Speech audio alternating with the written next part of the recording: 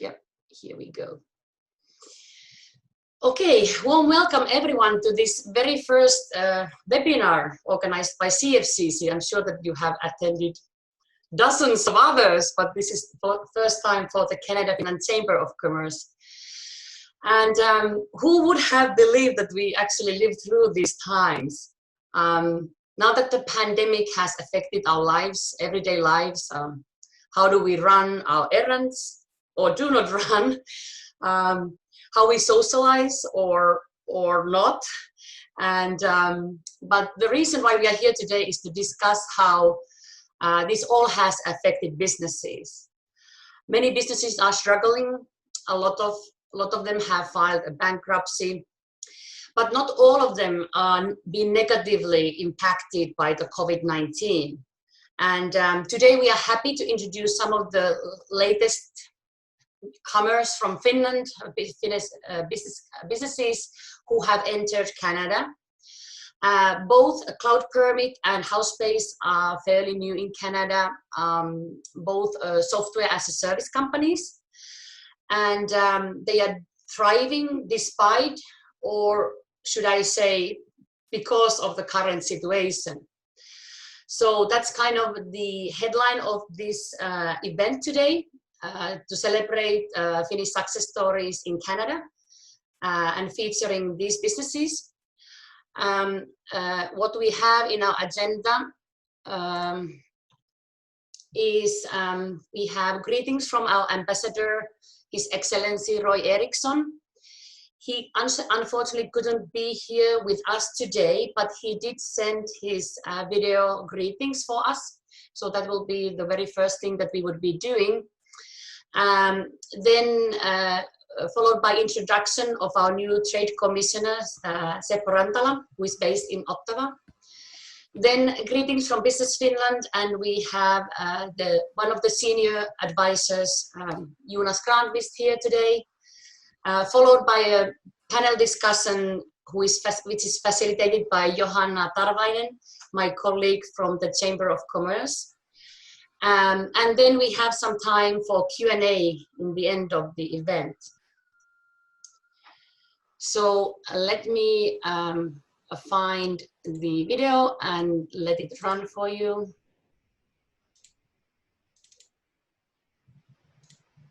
Dear friend,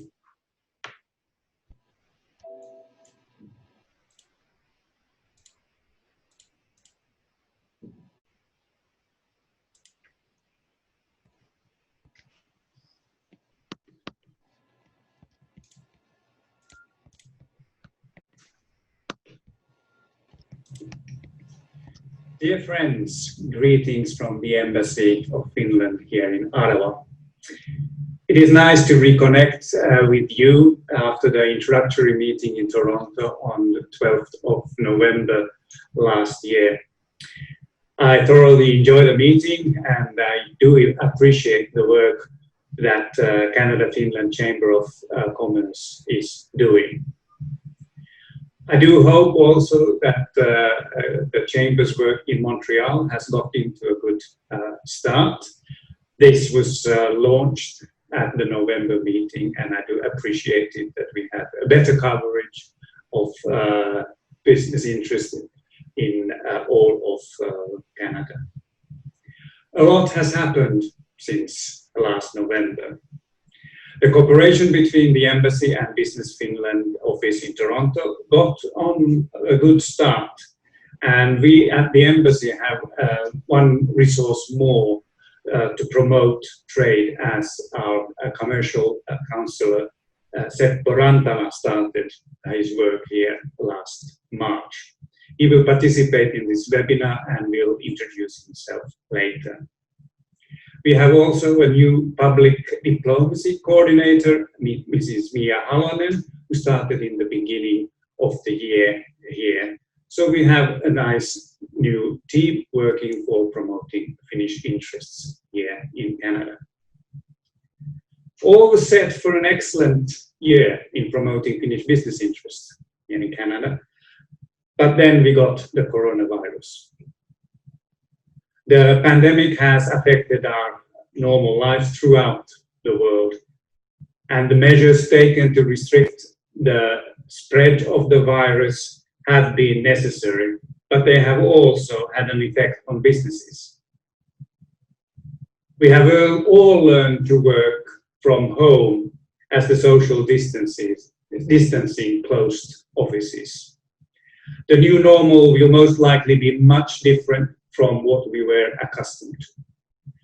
The pandemic has also affected running of businesses, and getting back to normal will take some time. But this is also a possibility for new openings.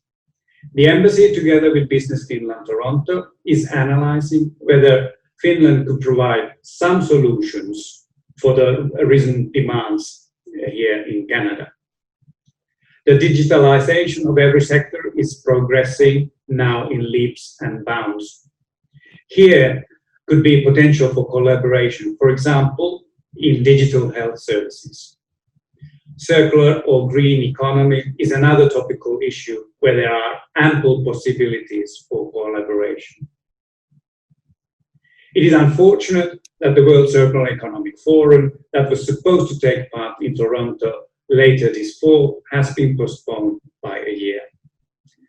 But the work relating to this theme continues.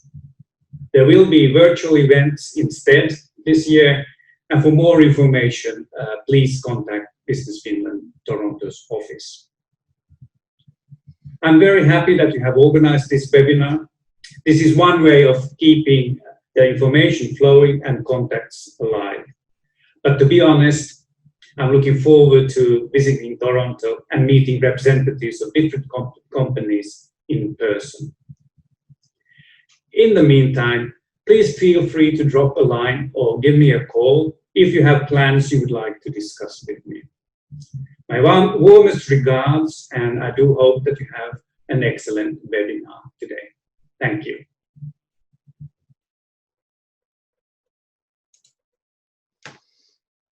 All right, thank you so much, His Excellency. Let's move forward in our agenda.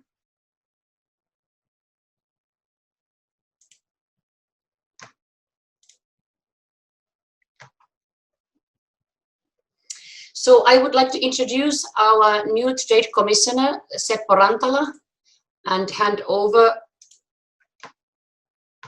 a possibility to speak up. So you should be able to unmute yourself, Seppo. Yep. Like that? Yes. So I'll turn on the speaker view. Yeah, go ahead. Thank you. All right. Hey, very nice to be here today.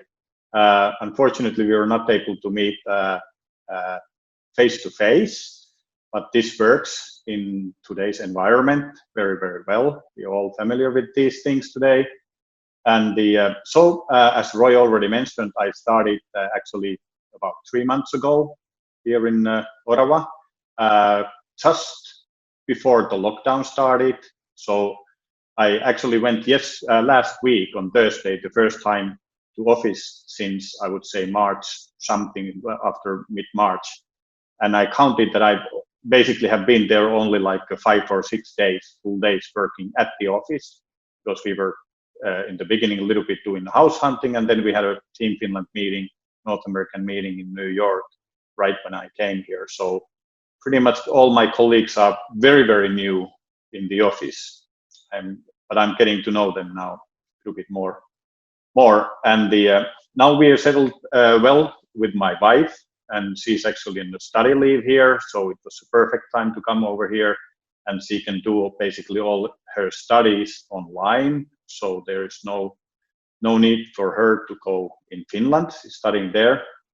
And my children are back in Finland. They are all grown up, and as a matter of fact, my daughter is expecting the sister to my first grandchild, Oliver, who's actually turned 2 years this spring. I miss them all, naturally.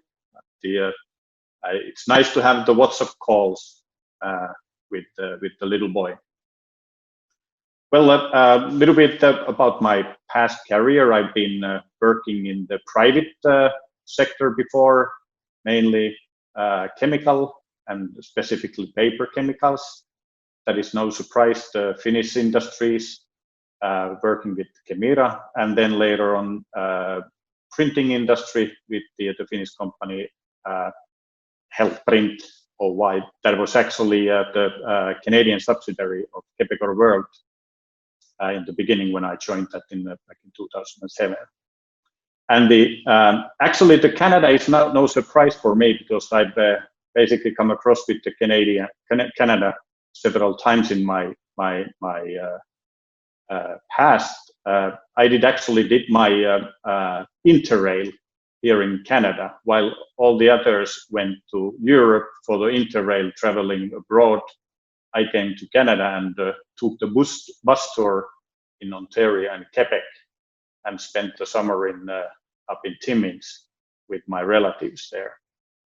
And then I've been working a short period of time, 6 months, in Nova Scotia in Port Hawkesbury, at a time when the Stora was starting up still the paper machines in 1998, and I was working there also with the Kemira. And then later on I came down to Atlanta, worked there for 3.5 years for Kemira, and quite much traveled to Canada as well, mostly at the time to Montreal, where I was responsible of conducting the acquisition of the local service company to the paper industry. And then of course, now here again, basically for the, I would say, 3rd or 4th time already. And now we are Team Finland. I'm joined actually at least by Jonas and Mia. I don't know, is Jyrki here today? Because I'm on the cell phone, so I only have the limited view to who is actually on the webinar at the moment. But that's who we are, at least from the Team Finland, and it's actually Team Finland Canada. It's led by Ambassador Roy Eriksson, and I'm in Ottawa, and Mia and Jyrki is Ottawa, and Jonas and Seppo Tossavainen is in Montreal, but Jonas will tell Business Finland Toronto office a little bit more. And then of course we work quite close cooperation with the Team Finland North America, so with our US colleagues. And of course, as Roy already mentioned about the World Circular Economy Forum that was supposed to be held in the end of September here in the Toronto fall, was postponed and is not and will be only the online version during the fall. And that was planned to be our main event for the 2020, but the COVID came on the picture and the mixed it up. So now we are trying to find the path forward to see that what to do and so and where to focus on. And naturally, probably we have not been contacted as much of the Finnish companies as during the normal times, because a lot of companies, as Marika said in the beginning, having had some challenges and has to be focused on the everyday life. So not first thing to looking for the abroad and the far abroad markets. But that's of course to helping the Finnish companies who are expanding their business to Canada. That is our main task, to help them to come here and to land here. And then we are concentrating on the circular economy issues and the opportunities, where Finland has the very strong offering for the green economy and the green solutions and the smart technologies. And of course, the energy solutions and the smart forestry solutions are on our focus, along with the mining technology. There is a bigger than the per capita. We thing is the mining technology companies in Finland, and then of course the digital solutions and all related to that. And the digital is pretty much everywhere. And then of course we try to also as a team Finland to get the investments in Finland to see that what kind of opportunities there is in Finland, and try to make the best out of that for the Canadian companies to come and invest in Finland.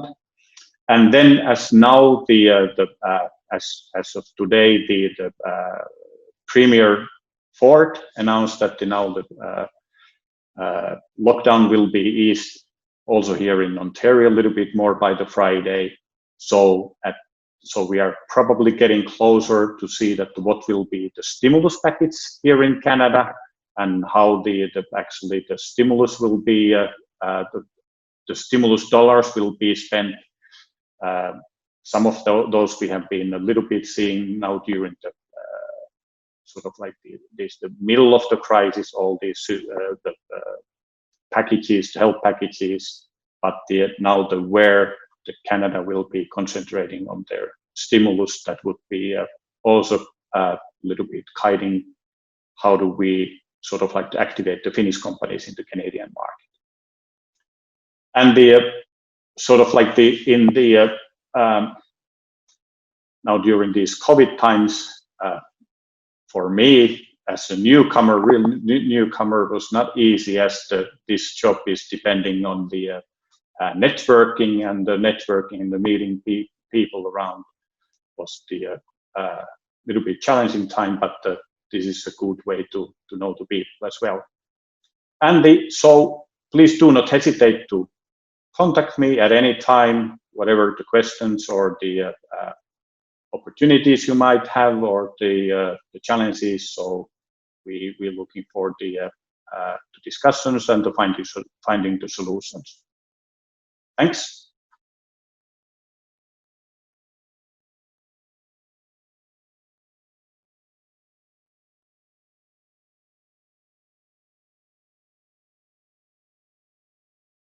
Marika is on the mute. Very good. Thanks, Seppo. Yeah, thank you so much, Seppo. If we move forward, some of us have attended the event in November where we had a chance to introduce our Business Finland representatives who are based in Toronto.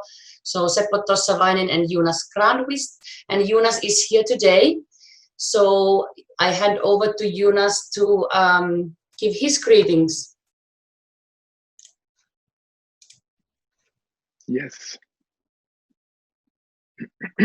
Yeah, thank you, Marika.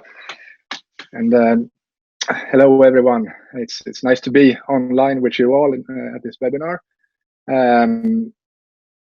Some of you, I think I might have met, as Marika mentioned, during the November event in Toronto, and we gave a background to Business Finland and what we do and what our mission is. But just to recap, so Business Finland is the Finnish government's official trade promotion organization, and with, of course, headquarters and most of the personnel working in Finland, but we also have offices around the world, and I think about 40 offices in different countries, and we have just recently opened up our Toronto office that I'm working at together with my colleague Seppo Tossavainen. Seppo is decided to spend the COVID time in Finland, but we're expecting him to come back as soon as possible to join us again. As already has been mentioned, so we have we opened up our new office in about September last year. So it's been a busy year for us, of course, with getting everything going, and we had a lot of events that we carried out, including minister visits and business delegations, and also just helping advising Finnish companies that are in the planning to enter the market or already have entered the market, and it's having good discussions with them. But as both the ambassador and also Seppo mentioned, the Team Finland cooperation is very important to us. We have tight cooperation, especially with the embassy on business-related issues. And I'm really happy that Seppo has joined the team. So we're one more working with this issue now. But it's been an interesting year so far with a lot of different activities and surprises, of course. And I'd first of all like to thank everyone online and also other people who have been helping us with contacts and helping us grow our own network and making us better, helping us giving support to Finnish companies. So it's very much appreciated and it's helped us getting started faster. So once again, thank you to all of you. And we've had a focus on building our own network and helping companies, as I said, enter the market. And that's been going good. We're keeping active, but we had a lot of plans for 2020 with events in several industry sectors. I think Seppo went through them already. Everything from sustainability, digitalization, and connectivity has been on our radar as well. But when COVID happened, basically all events that we planned and visits were cancelled, or postponed until next year. So we have to deal with that, and we, as all other organizations, are looking at how we can stay relevant and offer support to companies in these times. And we have now, after a while, learned to understand the situation and try to make the best of it. We have a couple of virtual delegations from Finland to Canada to take part in different virtual events, of course. The World Circular Economy Forum that the ambassador mentioned in his video is one. So that's going to be, it was supposed to be arranged in Toronto in the fall, but it's been postponed for a year, but there's going to be a global virtual event, and we're planning for a Nordic side event, a virtual side event for that. And also Collision, the big tech conference in Toronto, will be held virtually, and we're bringing, in cooperation with the Canadian embassy in Helsinki, we're bringing over a Finnish business delegation, virtual business delegation. So taking part in this and also arranging business-to-business meetings for them.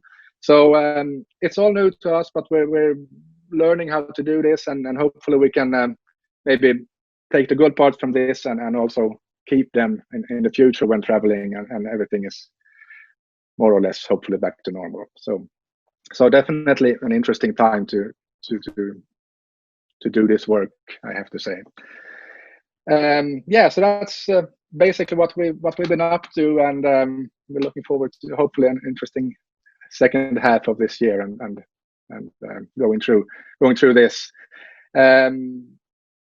Business Finland has also, just to give you an insight into that, so Business Finland in Finland has been very actively involved in the government's funding efforts to help companies overcome this the financial burdens of the COVID crisis, and has been or is still heavily involved in giving out grants to companies, and most of the people in Finland are working with that at the moment, but we hope to get them back to internationalization efforts as well as soon as possible. Yes, but that's my greetings from Business Finland. Thank you very much. Thank you so much, Jonas. I can see you are still keeping the positive spirit, trying to find new ways of doing things. So thank you so much. Next, we have in our program a panel discussion, which is being facilitated by Johanna. So Johanna, if I hand over to you. Okay. Yeah, thank you. It's nice to see Jonas as kind of in Business Finland, and generally speaking, people are having to pivot virtual delegation visits and whatnot, and we'll see how that works out. And I think it's interesting to see this sort of work in progress. And in fact, the two companies that we're going to profile tonight, of course, are already a software as a service companies. And so that means in itself that by nature, they are very much, oriented towards this particular style of working. And so it's no surprise that we are featuring them as our success stories, because they are in the right place at the right time. And so we've got two people that we'd like to hear from, and I'll start with Jarkko, simply because he's been in Canada for longer, and then I'll go on to the newbie, which is Tapio. So Jarkko is the vice president of CloudPermit North America, and just reading his bio, I mean, he has the company itself has 80% of the municipalities in Finland that are using his software. And so he has come to conquer Canada, and we're going to hear about how he's made the inroads in that regard. And I'll let him describe the company first, but maybe Jarkko, you could start by introducing yourself and giving the audience a little bit of an idea of what CloudPermit does. Sure. Thank you very much for having me talk to everyone. It's nice to see people, actually, not just the employees that we have here in Canada. So my name is Jarkko Turte, and I've been in Canada now, I think it's 10 months around, I could say, so almost a Canadian. We came as a company to Canada, I think it was August 2018 when we signed a deal with the city of Windsor to bring the Finnish Lupapiste service, which is a building permitting service, into Canada. We've been since then really working on actually localizing the service here, and then starting to look at the North America in general as a business. And we noticed the similarities on the two countries, so Finland and Canada, what they share. And it was very interesting for us to put our main focus on this side of the world. Currently, we've got, I think, 6 staff here in Canada. We've got close to 30 municipalities in just over a year that was signed up into the business and started using our services. And we're obviously expanding quite fast in here. So COVID wasn't a negative thing for us. It was actually quite positive, because it changed the way the municipal governments are working. And I think it's changing the way the governments are working, especially in Canada, as everything is on papers and checkbooks. So it's kind of making them having to change. And then we're doing that for them. We're a fairly young company. We were founded in 2011 in Finland. We participated in the Ministry of Environment study that they did, and then an RFP, and were able to win that and produce the product for the Finnish market. Back then, we were part of Solita, which is a bigger ICT house, and then we're nowadays a spin-off from them. And we've got 40 employees altogether. Obviously, everyone else, my 6, are based in Finland. We're obviously recruiting local staff. We will be bringing a few more Finnish staff across to Canada, one arriving in August, as long as we get him a work permit, and then growing from that perspective.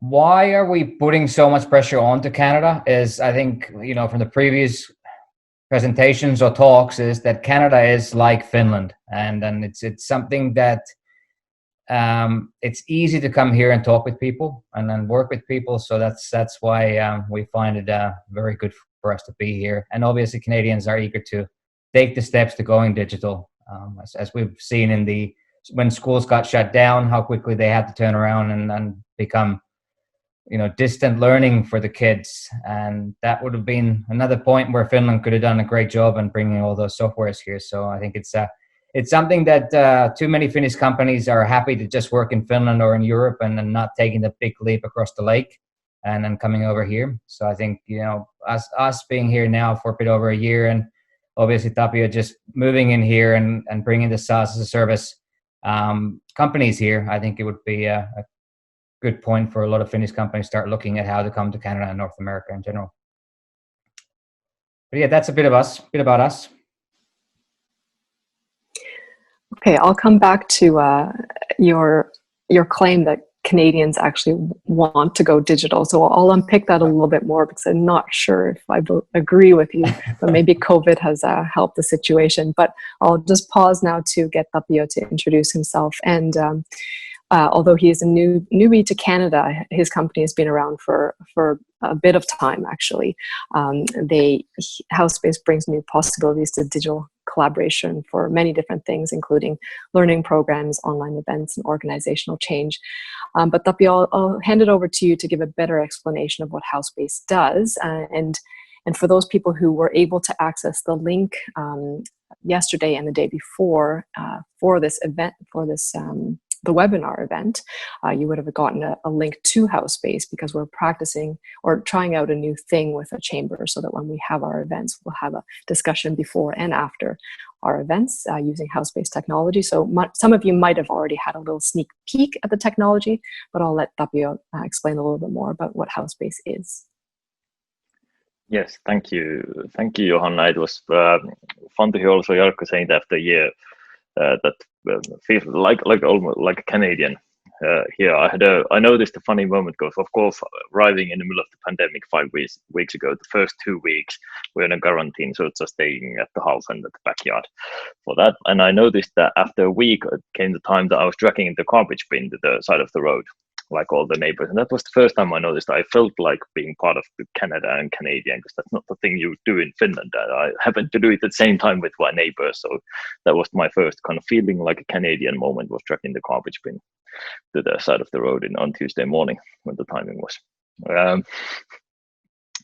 But then the Howspace, more on that. So we call it a digital facilitation tool.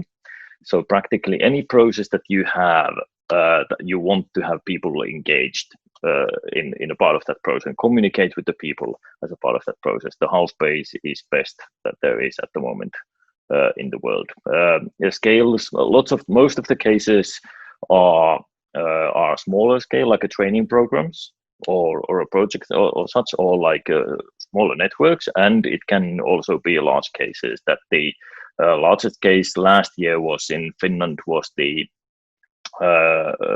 Union of Medical Doctors, or Association of Medical Doctors in Finland, and they used Howspace to recreate the ethical principles, and they invited all of their members, so 26,000 people engaged through Howspace over half a year to do that.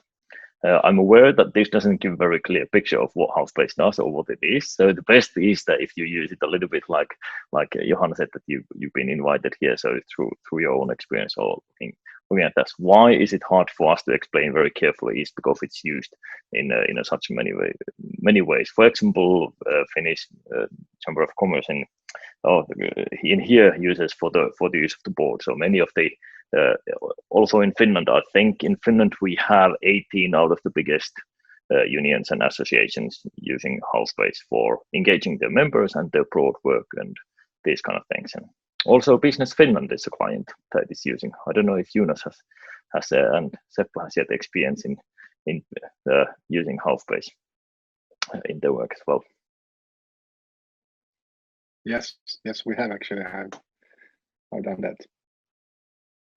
And planning to use in the future, in the fall, more and more.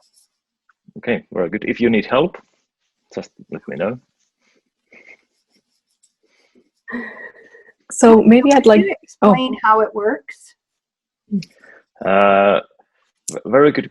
Yes, it's from the kind of tiny bit in a technical way that it's a web service that you just use on your web browser. So like a software as a service type of thing, and it's very easy to build and tailor to suit whatever you're doing with it. So it's a little bit like building a PowerPoint slide type of thing, but it's you actually creating a website that's interactive.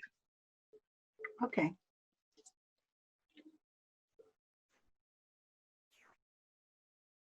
We'll actually be using the Howspace to gather your feedback of the webinar, so you'll at least have the user experience when I send out a link to the feedback afterwards.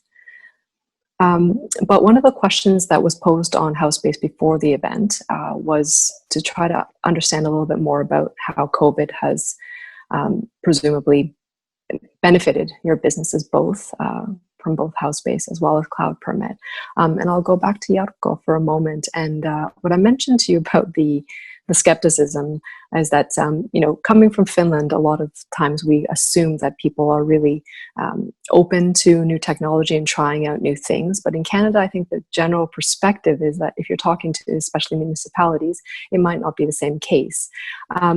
did you, pre-COVID, since you've been here for about a year, do you think that COVID has really forced people to change their minds about taking on a service such as the CloudPermit service or software? And how do you see the business pre-COVID and post-COVID, where people had to sort of force a different change in perspective? I think what COVID did was it made the count, because we have to obviously get the approvals from councils for the municipalities to purchase our software. So it made the councils realize that they have to spend the money that they have. They can't just keep it in their accounts. So it's, the grants that they get from the government are meant to be, improving the services that they are giving to the citizens. And, there's always a talk about cutting down the red tape and improving our service and making it more transparent. And they get this money for it, but they don't use it for the right things. So I think that was more or less, from that perspective, was that the councils understood that now they actually have to change and start using that money. The people that we talk with have been pushing papers for the last 50 years, 60 years, and they are sick of it. They've been sick of it for a long time, and they were excited about the change before, prior to COVID, and they wanted to change in the digital environment because they knew it will make their life easier. But there was always that burden is that, we got to get an approval from our council, and they're not going to spend that $10, $15, $100, $200, $300,000 on the software when they can make a new childcare center or whatever it is. So that was always the problem. Of course, we're running into people that don't want to change because they believe that the computers and technology takes their job until they start using and realize, no, they're just learning a new trade. So from that perspective, I'd say the building departments, because the industry is pushing so hard, if you look at the construction industry or the architects, they've got the latest and the greatest little gadgets that there are in the world.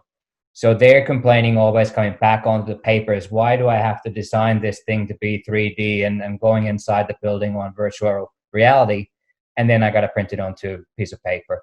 So the building departments have been always looking forward to going digital, but there hasn't been options for them because they've been in the past huge 1, 2, 3 year IT project where the business doesn't get to tell them what they want, and it's always been IT-led projects. Now we changed all that and the way we operate, so that's why I'm saying there's a want going on digital. When COVID came along, we had, I think, 15 clients at that point, and every single one of them was writing out and screaming out very loud how happy they are to be digital because it had no effect on their businesses at all. There's been also an increase on number of permits they've been getting and being able to process because they were digital. Now, the municipalities that weren't prepared for that, they all been struggling. They've had the layoffs. They've got the piles of paper now coming in when the municipality's been opening up, and they're struggling big time. So now the councils are putting the pressure down to them is, you got to go digital. You got to do something. Why haven't you done something?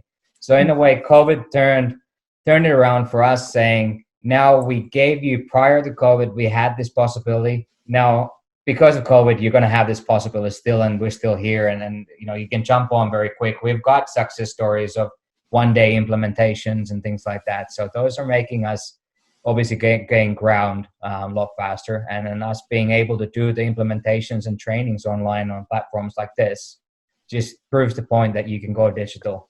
I mean, even looking back into Finland, we've been implementing the service for so long. We've had to teach people up in Lapland what is a mouse, what is an internet browser. So we've seen it all, and we're seeing it here as well, but they are very eager to go digital here in Canada. So that's why I'm saying, there's a lot of business opportunities in Canada, but COVID is really making this thing work for us. It is a marketing angle that a lot of companies are using, but we don't really even have to use it because there is the need for it. And COVID just even raised it up and made it bigger for us. Wow, that's amazing. That you've got the turnarounds are so great. That so I guess when they do switch over to your system, there's not the learning curve, or the implementation period is not that great, I suspect. No, it's quick. Obviously, we try to make it quicker and as smooth as possible. Right now, being the busy season for the building departments, most buildings are going up during summertime. We can still do it so that they don't lose a day of work, and then get in one by one their employees into the system. And the big thing is that we've got 444 municipalities alone in Ontario, and they've got 444 ways of approving a building permit, even though there's a Canadian building code.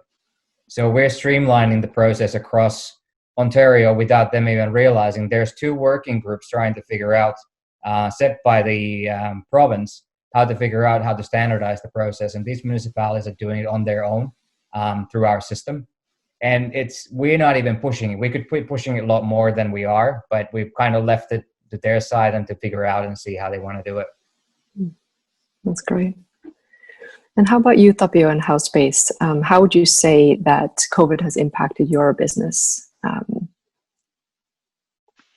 Yes, for us, it's been very, very positive. That overall we already had our kind of, before the COVID on the February, we had kind of our record ever with the inbound contacts and sales. And then I think with the inbound contacts for the April, they were 300% than what they were in February. So for the Canada and establishing the office here and starting here, it changed from that before we were spending a lot of time and thinking that, okay, how do we do kind of outreach and how do we find clients and how do we do all that?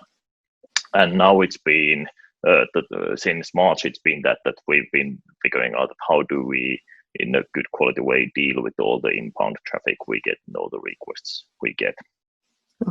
So that's clearly the change what it did.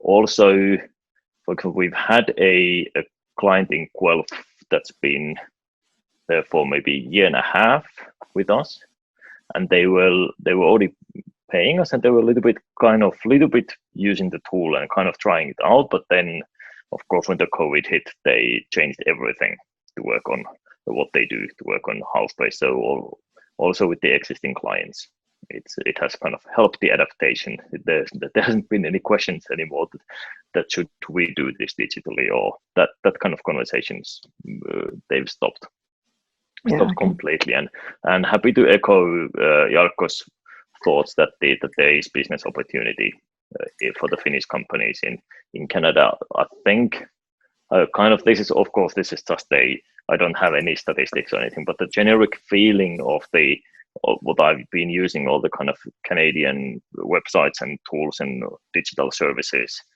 now for the time being here and a little bit before, and the conversations I have with the customers, that they are maybe 4 to 5 years behind in many areas in comparison to the Finnish companies, and that's also the feeling in many of the meetings that they are some years behind of the Finland on the digital front. So I think lots of the Finnish companies would have things to offer that are at the moment are better made. And same it is with our tool, that we don't meet any serious competition from North America, as in how the tool is done. Yeah, so it seems that you've also had encountered a big demand for it. Have there been any challenge, can you say at this point, even though you haven't been here for that much time, are there any challenges that you've discovered since working in Canada? No, not on the business side. No, not at all. On the personal side, of course, I've met that the many services have not been digitalized, and when they're shut down, then there's no way of doing anything about it. So, for example, the health cards, applying for the health cards, OHIP health cards now, by calling the customer service, I got some secret email address where I could send all our papers, and then they said that, yeah, we got these papers and this kind of digital process for processing that kind of thing. So, yeah, but on the business side, it hasn't impacted, but on the personal, yes. I guess that's good for business. I'd like to open it up to the floor. You can either send in a message by chat, or you can unmute yourself and welcome to ask a question of any of the panel members.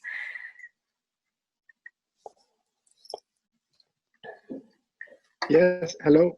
And this is Jonas from Business Finland. I'd like to ask Jarkko about, you mentioned when schools go online, that this will be a business opportunity for Finnish online companies with software for online education. This, of course, requires some kind of adaptation for the local market. I know that most of the Finnish online education solutions are for the Finnish market, possibly for some European countries. But how was it for you? Did you have to do a lot of adaptation to be able to get your product out on the Canadian or Ontario market? Initially, when we looked at it, there wasn't that much that we would have had to do for the product itself. But obviously, we started looking at the product and the code. Not that I understand anything about the code, but about the code and seeing how that code can react to opening up provinces and so many municipalities and countries. And we decided to redo the whole product. So basically, what we have here is totally new platform compared to Finland. It will be taken from Canada to Finland probably in a year or two. But if we would have gone just with the core product itself, that what we had in Finland, I'd say 3 to 6 months, and it would have been up and running the same way as this product here is, but it would have been with old code. So no, there are differences, but at the end of the day, the industry that we're in, there's always an empty block of land where someone wants to build something. The process around the world is identical. Of course, there are changes here and there, but the end result will be there's a permit needed, there's inspections that need to be done, and then the people can move in. So that helps us. So that's why it wouldn't have been that difficult. But when we decided to redo the whole product, it kind of slowed us down. But in a way, it was a good thing. I have a detailed additional question. Do the municipalities ask for the servers to be in Canada? Yes, they do. That's probably one of the first things that we run into when we speak with the municipality, especially where there are younger people working in the municipalities. They ask where our data is hosted at. And we've got 3 servers in Canada that we use. I know where one of them is. 2 of them no one tells me about because they just decide against it. But yeah, that's an important part, is to hold on to data and then keep the data in Canada. Obviously, our developers are able to access everything from Finland to Canada, but we can't take anything back to Finland. But it is an important piece, is to remember that the data has to be stored here, at least in the municipal level. Jarkko, my name is Gary Innan, and we've been involved with building solutions based on Microsoft Dynamics and have worked with some municipal and provincial governments. Have you done any work in putting your permitting system into case management or stakeholder engagement solutions with Microsoft Dynamics? We haven't yet. More or less what we worked with is some of the old legacy systems around Ontario. And then there's obviously, there's a variety of range of back office systems that municipalities are using. And I can guarantee we will run into that at one point. But right now, there's no one has been having that.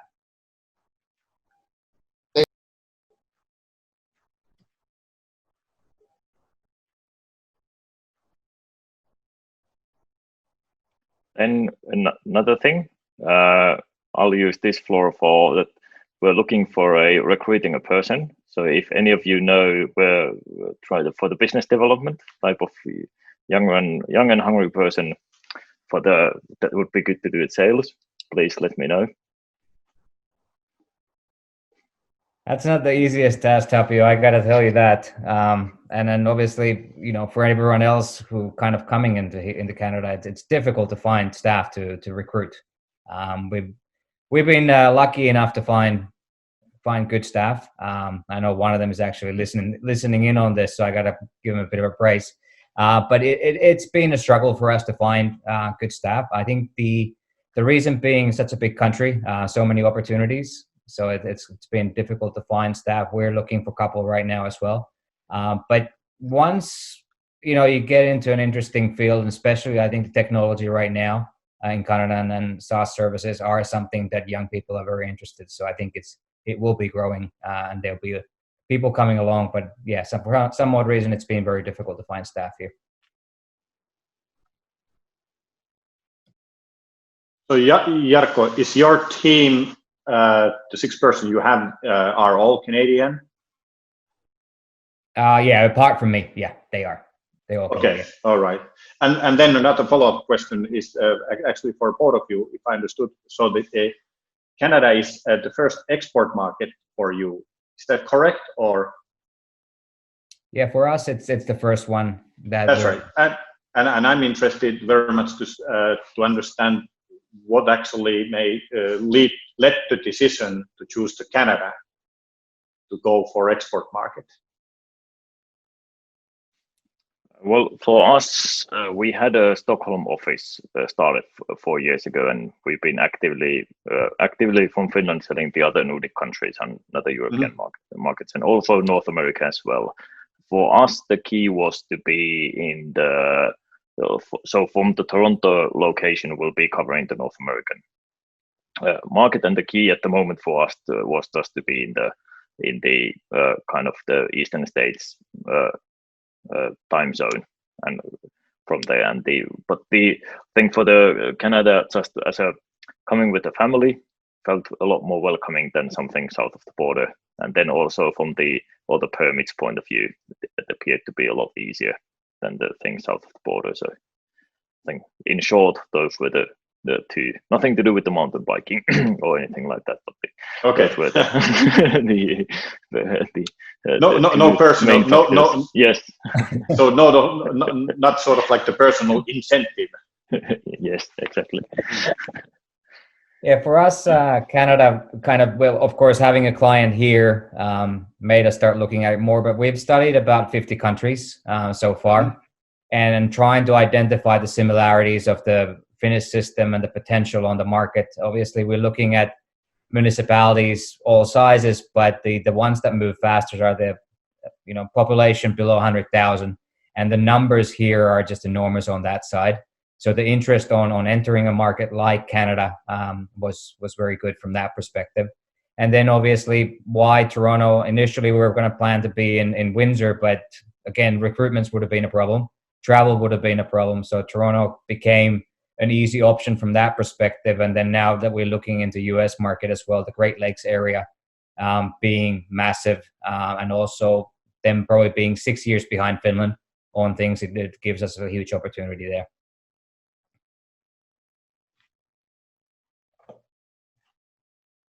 Very good to hear. I think we have time for one more question if there's anything from the floor. It's Judy Romanchuk in Calgary. Hi there. Tapio and Jarkko, I can appreciate that you'd be focusing on your Montreal or your Ontario, Quebec markets, which are your big markets. But just a word, if you're thinking of coming out west, coming to Alberta, just give me a personal call and just let me know precisely what you're looking for. It's easier than me going out looking for you. Just give me a call and give me a bit of a profile of what kind of customers you're looking for, in what areas, and I'd be pleased to help you in that sense. Thank you very much for that. I mean, on the point for that, we've actually, so Ontario being our target home-based market right now, we're jumping into BC as we speak. So just taking that flight from Helsinki to Tehran in a way. So we're opening up an office in BC, and then Alberta, Manitoba being the next ones that we're going to. So we're kind of leaving Quebec out right now, because apparently the way they are structured and operated in there, it's not very feasible for us to go in there. But definitely I'll be in touch.